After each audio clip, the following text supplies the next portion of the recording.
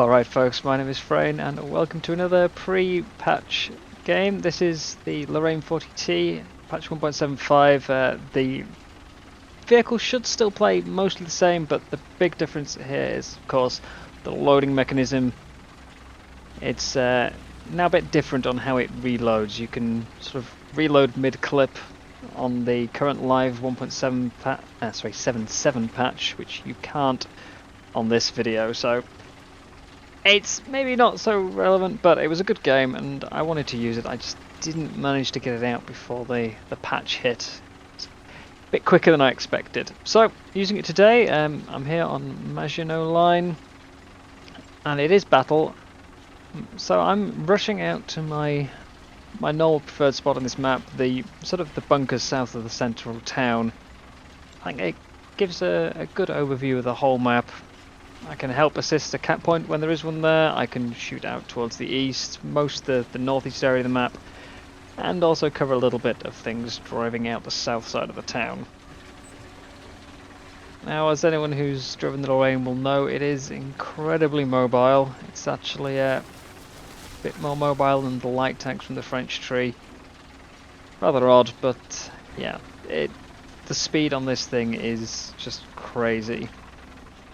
As a result, I've reached these bunkers long before the majority of my team, and before all the enemies as well, so this shows just how much mobility matters in this game. Even if it's got no armor, the mobility makes it work.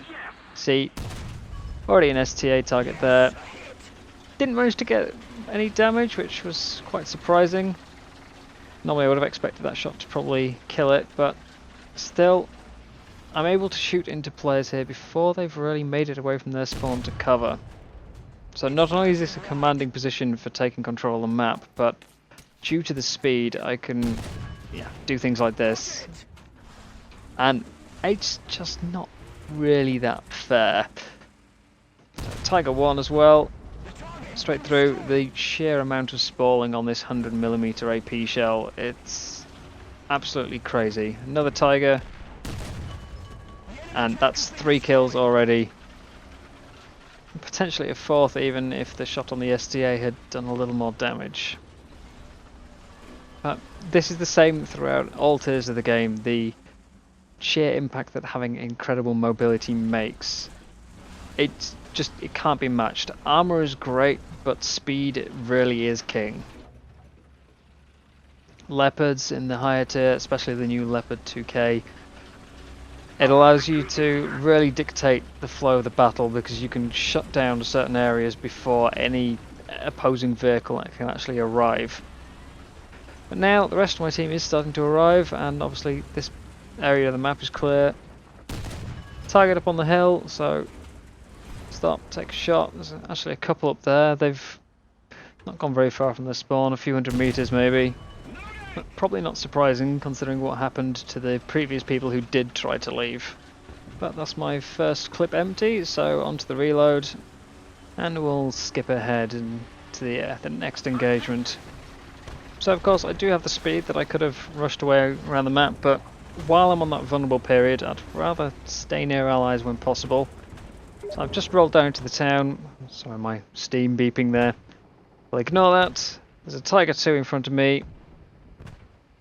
I am potentially a bit vulnerable here, but he didn't seem to be engaging me. He was most looking for the STRV, and there we go. It was a risky option to take. He might have got the hit, but great reverse if I saw his gun pointed at me. He's not going anywhere for now with no driver or transmission, and I can look at flanking him a little more.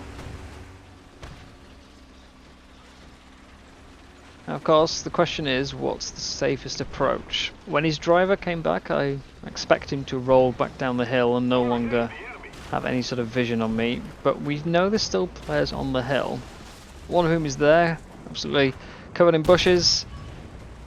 That's a Ferdinand, so not too likely to pen it. I do have enough raw penetration, but with this distance and the increased angle from him being on higher ground, it's not too likely. But I've got to keep that in mind that he's up there when I'm making my approach to try and find this Tiger 2. I need to stay out of his line of sight. the Lorraine does not, as mentioned, have any armor to speak of. One hit will completely destroy it. And yeah, your mobility is your armor. So let's work out how to approach this Tiger 2. Now the Ferdinand was on the left side of the hill, and he's not too quick. So just a brief glimpse of him there. If I move around further to the right here, further on the east side of the ridge, he shouldn't have a line of sight on me. He's a bit distracted by like the STRV there. Actually just killed the STRV there. Double check. Yeah, I'm not in any way able to see him. There's the Tiger 2 and another tank in the background. Pop up, one through the side, 3 crew out from the turret, that's him finished off. It's quite possible he was still repairing his transmission actually. Germans, especially the heavies, seem to suffer from incredibly long repairs. Something I really think should be standardised across all nations. Repairs should probably be related to how hard it is to actually cause the damage in the first place. But some, particularly the Germans I think, suffer from a very, very long repair time. Still, you know, regardless of that, he is out. And I don't know whether there's anything else except this Ferdinand. I'd like to return back to the other side of the town if I can. It's all just about doing it safely. There's some players being marked up to the south. So I've got back into the town, I'm back in cover. Let's return to those bunkers. And yeah, we'll see what damage we can get done. Don't want the enemy flanking us if we can avoid it. That's really not going to go very well. For most tanks, this might be an issue, getting back here before they've taken out my teammates. For this tank, no, not even close. See, quite a few on the hill there. Tiger 1 first, Tiger 2. We'll go for the Tiger 2. Take out his breach, he's the larger threat. Now we go for the Tiger 1. Effectively for the moment Tiger 2's out, so we can leave him alone. Another one. Sit still. There we go. Turret crew and horizontal drive. I don't want that Tiger 2 to be left alone to repair. And just another shot into his turret. I would have rather hit the gunner side, but his barrel was slightly in the way, so take out his loader. And now I'm on to repairs. Reload. There's a lot of enemies around. This might be the best time to make a run for it. Use my mobility to hide during that reload. But, in the end, I think I can probably get my gun back in action before they can. Even though it is quite a considerable time to load those shells, but I'm back. I am of course wasting time and giving them more time to repair every second that I'm sitting behind this bunker, but I'd like to know where they are. If he isn't still repairing, he's going to have moved, and I don't just want to go in blindly, so there he is. He's only just started rolling around again. And there goes his breach again. The poor guy. He's got no hope really. And one more through his turret. There goes his gunner. Back up. There's still that Tiger P that I damaged earlier who got away. There he is. And with that shot, that ought to be the south side of the town clear.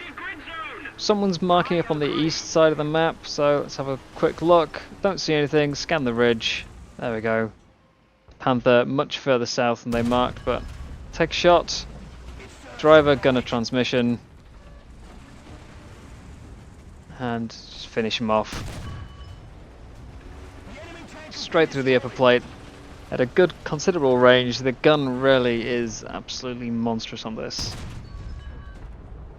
I've only got 2 shots left and kind of want to burn through them and start a reload again. So pop one into the Ferdinand just on the off chance that I get some damage. He's tracked, he's not going anywhere, so now just to decide what to do with that last one. There we are. We'll dump it into the terrain and we'll start a reload. So we'll skip ahead again, and you can see I've managed to cover quite a bit of ground on this reload. The game was pretty much winding down, we're pushing into the cap. So we'll push forwards, one through the side of the Panther, take out pretty much all of his crew, and let's see if we can go deal with that Ferdinand.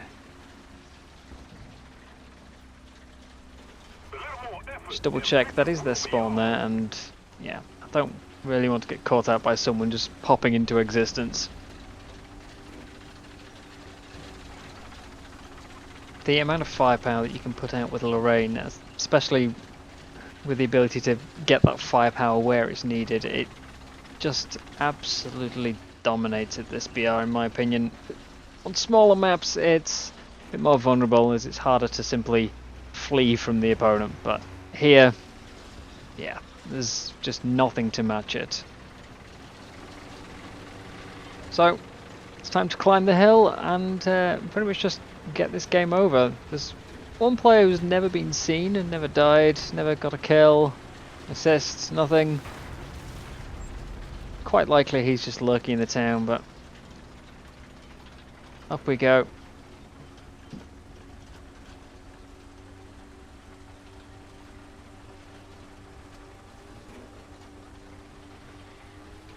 Now, turns out the Ferdinand's actually already dead. I hadn't realised at the time I came up here. I thought he was still going to be lurking, but he is gone. And yeah, it's just a couple of unfortunate victims in the spawn now, so it's basically 9 real kills and then a couple of mopping up at the end. Just missed out on the stereo mill there by a couple of microseconds. But that one final player has been found, he's been killed, and clearly respawned without realising the state that his spawn was in. So, just one more Ostwind, pick that off, and then that's pretty much the end of this battle. So I think overall people underestimate speed a little bit in terms of its impact. Most people would rather have armour. For small maps I think armour does make a reasonable difference. On a larger one like this, speed is everything. The sheer amount of map control you can get will have a much bigger effect on the game. And in the right hands, speed is the far better tool at your disposal. As for the Lorraine itself, I'm surprised it didn't get moved up to 6.7. For the most part, all it will change is that it's more likely to meet opponents of the same speed as it. It's an easy kill if you see one, but yeah, speed has a big impact on the game, so I think it probably should have gone up a bit. We'll have a quick look at the endgame stats there. But it was a pleasing game, and that's the end there. So thank you very much for watching. I hope you've enjoyed, and I'll see you next time.